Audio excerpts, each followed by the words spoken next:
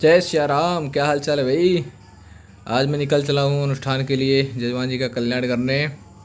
और सुबह अयोध्या की बहुत प्यारी होती है। ये हमारी अयोध्या की गलियाँ हैं और ये जैन मंदिर है। हमारे गुरुदेव कहा करते हैं कि अगर आपके पीछे हाथी पड़ जाए, आपको मारने के लिए दौड़ पड़े और सामने अगर जैन मंदिर हो तो आप हाथी के नीचे आ जाएं, मगर जैन मंदिर में ना जाएं। खैर, अब तो ऐसा नहीं रहा। और ये हमारी अयोध्या है, इस समय बेचारी अकेली है, क्योंकि यहाँ के सारे लोग अयोध्यावासी सब सो रहे हैं, कोई अपने काम को जा रहा है। धीरे धीरे जब समय व्यतीत होगा, 8 बजेगा 9 बजेगा, तो सभी लोग जग जाएंगे। और ये हमारे राम जन्मभूमि का बैरिकेटिंग है, लगभग 12 फुट से 15 फुट का है। कुछ सालों पहले कुछ आतंकवादी आए थे यहाँ पे हमला करने, और हमारे रामलला के टेंट पर उन्होंने ग्रेनेड फेंका था, बम फेंका था, मगर एक भी नहीं दगा था। और पत्थरवार ट्रेनिंग सेंटर को आप देख ही रहे हैं, इन लोग का काम होता है ये। तो एक भी नहीं फटा भाई, बाकी सारे उसके आसपास जितने भी गोला बारूद गिरे थे सब फट गए थे। खैर, उनको मार दिया गया था। ये हमारा टेढ़ी बाज़ार है, यहाँ पे योगी जी ने उद्घाटन किया था, राज्यपाल जी ने भी। और बहुत ही सुंदर दृश्य होता है। ये हमारा पार्किंग लॉट है। कभी भी आप अयोध्या आइए तो अपनी गाड़ियों को यहाँ पार्क कर सकते हैं। कोई प्रचार नहीं कर रहा हूँ, बस दिखा रहा हूँ आपको, और नहीं तो समझिएगा मैं प्रचार कर रहा हूँ। ये है अयोध्या का रामपथ। ये है साकेत विद्यालय। आपके हमारे कभी न कभी कोई सबके संबंधी यहाँ पर ज़रूर पढ़े होंगे, उनकी यादें यहाँ पर रही होंगी। साकेत महाविद्यालय बहुत पुराना विद्यालय है और यहाँ पे बहुत अच्छा ग्राउंड भी है, हेलीपैड भी है। जब भी कोई मुख्यमंत्री या हमारे प्रधानमंत्री जी आते हैं, और या मुख्यमंत्री राज्यपाल कोई भी आता है अधिकारी, तो यहाँ उतरता है। और ये हमारा निःशुल्क गुरुकुल महाविद्यालय है। यहाँ पर मेरी प्रथम शिक्षा हुई थी। मैंने अपनी प्रारंभिक शिक्षा यहीं से प्रारंभ कर दी थी। मैंने यहाँ पर मेरा एडमिशन कक्षा 8 में हुआ था। ये छात्रावास जो आप देख रहे हैं वाइट कलर का है, ये छात्रावास है। और यहाँ मैं रहा करता था, पढ़ाई करता था। उस टाइम गुरुकुल में अभिषेक नाम के 15 लड़के थे, 15 लड़के। ये हमारा अयोध्या का गेट है, इसको धनुष बाण चौराहा और उदया चौराहा भी बोलते हैं। अब तो बहुत अच्छा बन गया, पहले इतना नहीं था।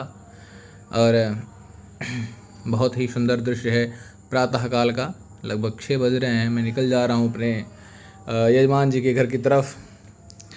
बहुत ही अच्छा लगता है।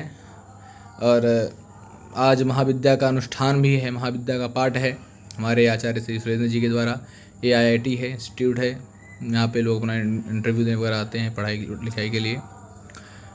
तो मैं कह रहा था कि आज अनुष्ठान है, बहुत दिव्य है। माता महाविद्या जी का पाठ है, सभी को मनोरथ पूरा करती हैं।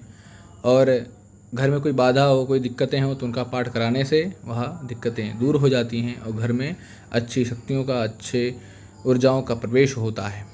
देखिए हमारे अयोध्या में कितने सुंदर सुंदर दृश्य बनाए गए हैं मंदिरों के, हमारे प्रभु श्री राम जी के। अच्छा लगता है। अयोध्या दिल में बसती है, क्योंकि अयोध्या में ही हमारा पालन पोषण हुआ है, हमारा बचपन बीता है अयोध्या में।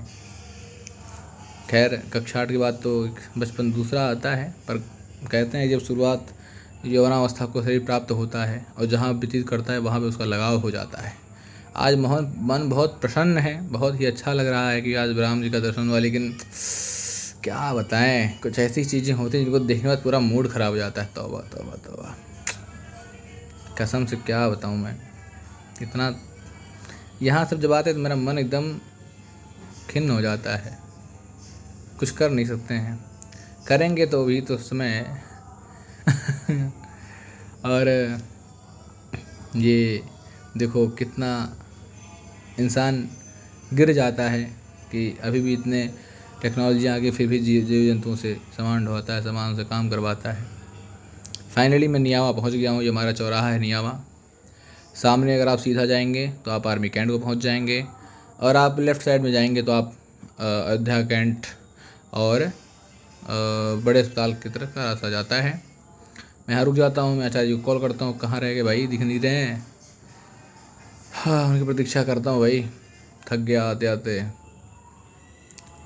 और बहुत अच्छा लग रहा है। फाइनली हमारे आचार्य जी आ गए हैं। उनके साथ हम अनुष्ठान के लिए जजमान जी के घर पे जा रहे हैं। रास्ते हमारे पीछे गौ माता भी हैं भाई, हम लोग उनका ट्रैफिक रोक दिया है, खड़ी हैं, हम लोग की वेट कर रही थी। हम लोग जजमान जी के यहाँ पहुँच गए। आज यहाँ अनुष्ठान प्रारंभ होने वाला है, एक ही दिन का अनुष्ठान है। हमारे आचार्य जी बहुत प्यारे हैं और बहुत ही अच्छे हैं, इनके साथ अनुष्ठान में जाने बहुत अच्छा लगता है, बहुत बहुत प्रसन्नता होती है। ये हमारे यजमान देव जी हैं, नरेंद्र पाठक जी, और सारी तैयारियां हो चुकी हैं, पूजन प्रारंभ हो गया है। दोनों अपने पति पत्नी के साथ यजमान जी बैठ चुके हैं। हम लोग स्वस्ति वाचन मंत्रों का पाठ कर रहे हैं। आपको सुनाई नहीं पड़ेगा क्योंकि मैं ब्लॉग बना रहा हूँ, और ये हमारा चैनल है, अभी बना रहा हूँ। देखिए, अभी उतना अच्छा मैं बोलने का उतना तरीका नहीं है। बाकी तो कथा भागवत में तो बोलने का तो बहुत बोलता हूँ, पर ऐसे अभी थोड़ा सा उतना अनुभव नहीं है, तो जो आ रहा है बोलता जा रहा हूँ। बाकी धीरे धीरे सब ठाकुर जी कृपा होगी, हमारे राम जी की, और आप सबकी भी कृपा होगी, बड़े छोटों की। इसमें आप सबका सहयोग बहुत ज़रूरी होता है। सबसे पहले अपने ही सपोर्ट करते हैं, तभी दूसरा वही करता है। अगर अपने हाथ खींचते हैं ना, तो फिर दूसरा क्या ही करेगा भाई। अब रावण क्यों हारा था? क्योंकि विभीषण रावण का साथ छोड़ दिया था। वो अपना था, सगा था, भाई था। अरे भाई नहीं साथ दिया तो भाई पड़ोसी क्या देगा, हैं? तो आप लोग का सपोर्ट चाहिए, और बाकी तो मैं अपना परिश्रम कर ही रहा हूँ। बाकी वो मेरे भाग्य में है कि मुझे क्या होगा क्या नहीं होगा।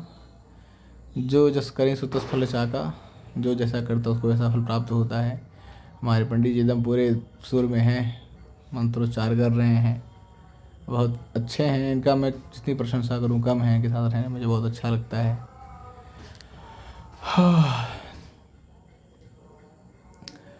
आप सब भी, अगर आपके घर में कोई बाधा हो, कोई दिक्कत हो, तो आप पाठ जरूर कराइएगा। अब हवन की तैयारी हो रही है, पाठ ख़त्म हो गया था भाई 3:30 बजे ही। ये सब महाविद्या के हवन की सामग्री है, सब रेडी है। अभी हमारे आचार्य जी आएंगे तो वो सब तैयारी कराएंगे, पूजा हवन कराएंगे। हवन प्रारंभ हो चुका है, स्वाहा स्वाहा का उच्चारण हो रहा है, हमारे आचार्य जी हवन करा रहे हैं। और देखिए अग्निदेव कितने प्रसन्न हैं, खूब बढ़िया दिव्यता से जल रहे हैं, और हमारे यजमान जी हवन कर रहे हैं। भगवान इनकी मनोरथ को पूर्ण करें, इनकी जो भी मनोकामना है वह पूर्ण हो, और हमेशा ये धर्म पर, अपने सत्कर्म पर, और हमारे राज्य की, हमारे देश की, हमारे धर्म की सुरक्षा करें, और उसमें अपना धर्म का पालन करें। हमारी यही मनोकामना है। इनके घर में जो भी व्याधि हो, जो भी दिक्कतें हो, दूर हों, और इनका मन सदैव सदैव प्रसन्नता से भरा रहे। जय श्री राम। और इनके पास एक बहुत प्यारा सा क्यूट सा इनका एक कुत्ता है, कुतिया है सॉरी, अभी उसकी वीडियो आगे आएगी। और हवन के बाद हम लोग मंत्रोच्चार कर रहे हैं, मंत्र पुष्पांजलि कर रहे हैं। और मंत्र आपको मैं बाद में सुनाऊंगा, आपको मैं दिखाऊंगा कैसा मंत्र बोला जाता है जब हम लोग हवन कर लेते हैं, मंत्र पुष्पांजलि, और भगवान का क्षमा प्रार्थना होता है। उसके पश्चात भगवान से प्रार्थना किया जाता है, प्रभु आप अपने स्थान को जाइए, जो हमारे घर में देवता वास करते हैं वो यहीं रहें। क्योंकि कुछ ऐसे देवता होते हैं जिनकी हम पूजा नहीं कर सकते, उनकी डिमांड ज़्यादा होती है। ज़्यादा का मतलब उनको बहुत भव्य तरीके से पूजा पाठ करना होता है। तो मंत्र पुष्पांजलि करके हम लोग आ जाते हैं प्रसाद पाने। ये यजमान जी के द्वारा भोजन प्रसाद मंत्रोच्चार करके करते हैं। ये देखिए, मैंने आपको बताया था ना कि इनका एक कुतिया है, देखो हम लोग को प्रणाम कर रही है। इसका नाम है लिल्ली। बहुत इसको इन्होंने छत पर रखा हुआ था क्योंकि पूजा था, इसलिए बुलाए नहीं थे। पूजा संपन्न होने के बाद, सबसे मिलने के बाद मैं फाइनली अपने रूम की तरफ चल पड़ता हूँ। मैंने कहा था सुबह अयोध्या सोनी है, देखिए इस समय अयोध्या सब भरी पड़ी है, लोग जा रहे हैं, आ रहे हैं, यात्री आ रहे हैं, जा रहे हैं। अच्छा लगता है जब अयोध्या की सड़कें भरी रहती हैं, तो मन को बहुत सुकून मिलता है, बहुत आनंद आता है। और अगर आप हमारे चैनल पर नए, सब्सक्राइब कीजिएगा, पुराने तो लाइक और शेयर कीजिएगा। जय श्री राम, राधे राधे।